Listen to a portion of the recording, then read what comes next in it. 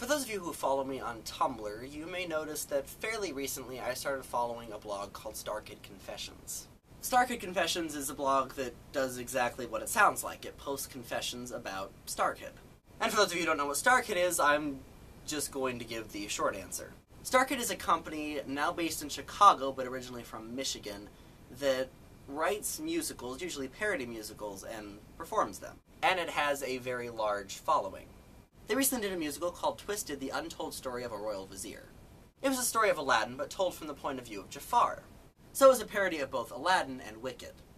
The reasoning I'm mentioning all this is because I noticed a trend that started happening on the StarKid Confessions blog.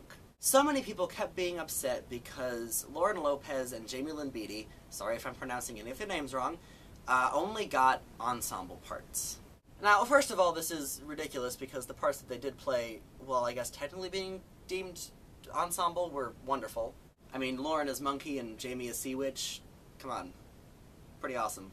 But it got me to realize that there is a stigma attached to the word ensemble that annoys me. Because people seem to think that when someone gets cast in an ensemble role, it is the worst thing that can possibly happen to them. And speaking as someone who tends to be cast in ensemble roles, that's kind of insulting. I mean, a good actor can make being in the ensemble the most entertaining thing ever. And let's be honest here, Jamie and Lauren are good actors.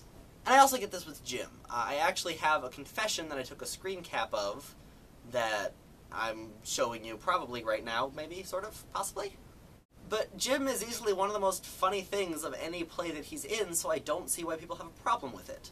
I have two quotes that perfectly represent how I feel about the stigma attached to the word ensemble. The first is from the book Ink Death. Now, it's possible that some of you haven't read the Inkheart trilogy, and it's not something I'm going to go into now, just because it's not overly important to what I'm talking about right now. But basically, there's a part in the books where the main characters are actually inside another book.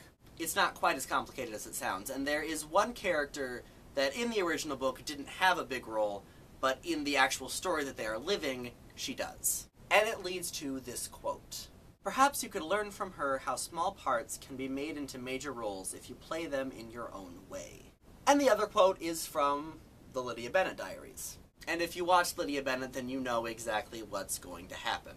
"You're only a secondary character if you let yourself be, and the Lydia does not do background." In both cases, we have a character who was originally considered an ensemble character show or say that they're not going to let themselves just be an ensemble character. You can take this ensemble part, you can make it your own, and you can make it entertaining. So maybe stop bringing down ensemble. Maybe accept the fact that sometimes an ensemble is what you can do because you're busy, and maybe accept the fact that being in the ensemble is not the worst thing that can happen to you. Or, you know, continue complaining about it and completely disregard the wonderful performances of actors who are in the ensemble. That's fine too.